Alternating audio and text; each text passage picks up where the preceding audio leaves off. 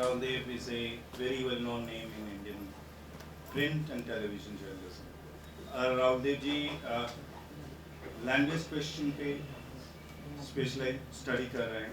हम शायद ये चाह रहे थे कि एक बार उन्होंने अपना जो इतनी लंबी एक्सपीरियंस है वो एक्सपीरियंस को, जर्नलिज्म के एक्सपीरियंस को आपके साथ शेयर करें।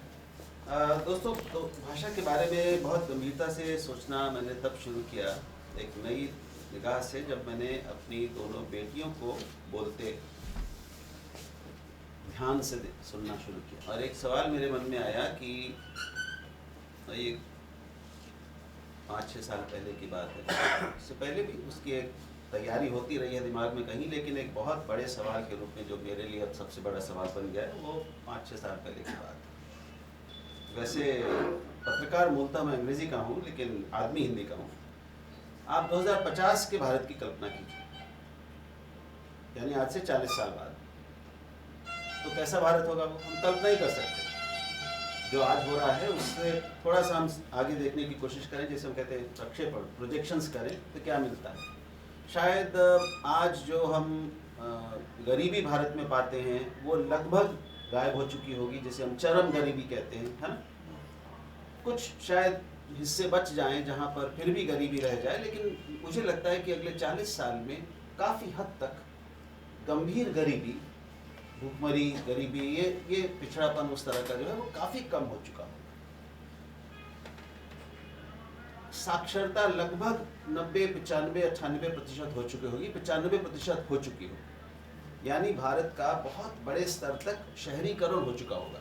और जो गांव भी होंगे वो शहर जैसे ही होंगे, थोड़ा बहुत फर्क होंगे, खेत भी दिखेंगे बीच बीच में शायद, लेकिन शहर की लगभग सारी सुविधाएं वहाँ पे होंगी। शहरीकरण जिसे हम कहते हैं वो हो चुका होगा। तो वो जो भारत होगा 2050 का, उसके अधिकांश नागरिक अपने जिंदगी के सारे बड़े गंभीर कामों के लिए किस भाषा का इस्तेमाल कर रहे होंगे? सबको पता है? किसका? किसी को नहीं, अच्छा नहीं लग रहा है कि ये ठीक नहीं होगा ना शायद। क्यों ठीक नहीं होगा? आखिर क्या हर्ज है? हमारे सब संपन्न होंगे, सबके पास सुविधा, सुख सुविधाएं, बाकी सारी चीज़ें, सांसारिक कामयाबी की जो चीज़ें होती हैं वो पिछड़ापन जा चुका होगा, तो फिर दिक्कत क्या है इसमें? कोई दिक्कत नहीं। कोई दिक्कत नहीं आप? ठीक है ये ना जी।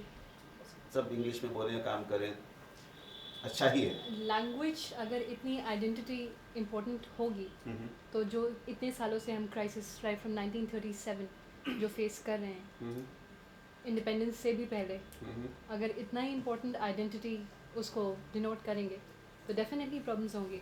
और अब आने वाला समय पूरी तरह से ग्लोबलाइजेशन का है, जो आज भी है।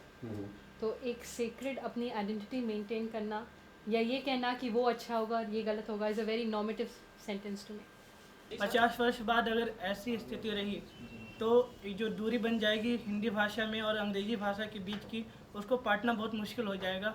और एक और चीज़ है जो आज संस्कृत के साथ हम देख रहे हैं कि ऐसी भाषा बन चुकी है कि बहुत लोग उसे न जानना चाह रहे हैं न पढ़ना चाह रहे हैं।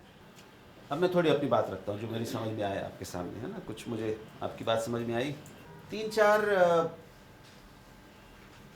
अजम्पशंस हैं भाषा को लेकर जो हमारे दिमाग में जाने अनजाने काम करते हैं।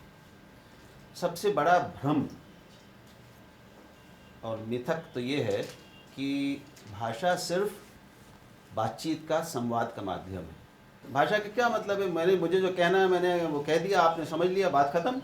इस पर बहस की क्या बात है? तो भाषा क्या करती है हमारी ज़िंदगी में, क्या भूमिका निभाती है, इसके बारे में हम सोचते नहीं। और सोचते इसलिए नहीं कि वो इतनी ज़्यादा हमारे करीब है, हम उसका इतना ज़्यादा इस्तेमाल करते हैं कि हम उसके बारे में अलग से सोचते ही नहीं, कुछ सोचने की ज़रूरत महसूस नहीं होती। और धीरे धीरे मुझे समझ में आया, ये भी समझ में आया कि भाषा सिर्फ बोलना नहीं है। कोई भी भाषा बोलने से काम, बोलना काफ़ी है एक भाषा को जानने के लिए। हम मानते 3 चीज़ें जो अगर हम नहीं कर पाते किसी एक भाषा में तो हम नहीं कह सकते कि हम उस भाषा को जानते हैं, यानी लिखना, पढ़ना, बोलना, 3 चीज़ें, है ना। और ये सब सोचने के बाद मेरी समझ में आया कि दरअसल हमने सोचना छोड़ दिया है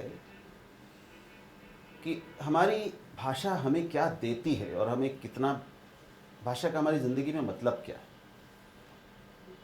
और अब आज मैं ये कह सकता हूँ अपनी समझ के हिसाब से कि जैसे मेरा ये शरीर मेरी माँ के गर्भ में गढ़ा गया है, वैसे ही मेरा जो अंतः शरीर है, मेरा जो मन है, मेरे संस्कार, मेरे देखने का तरीका लोगों को, मेरा व्यवहार, मेरी आंतरिक संस्कृति,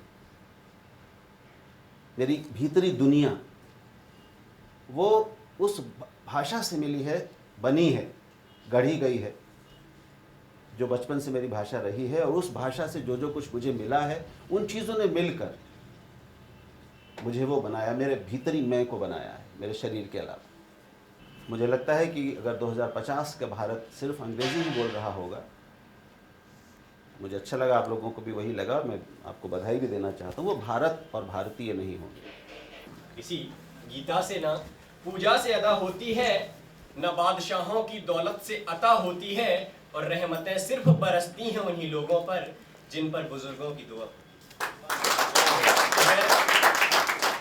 आपकी मानसिकता हमारी मार्गदर्शिका है, आप हमारे मार्गदर्शक हैं, तो हम आपको कभी निराश नहीं करेंगे। आप जिस संकल्प के साथ, जिस भावनाओं के साथ हमारे बीच हैं, हम आपको कभी निराश नहीं करेंगे। और एक उज्जवल भारत का सपना जो आप देखते हैं, उसमें हम हमेशा आपके सहयोगी हैं और आभार प्रकट करते हैं।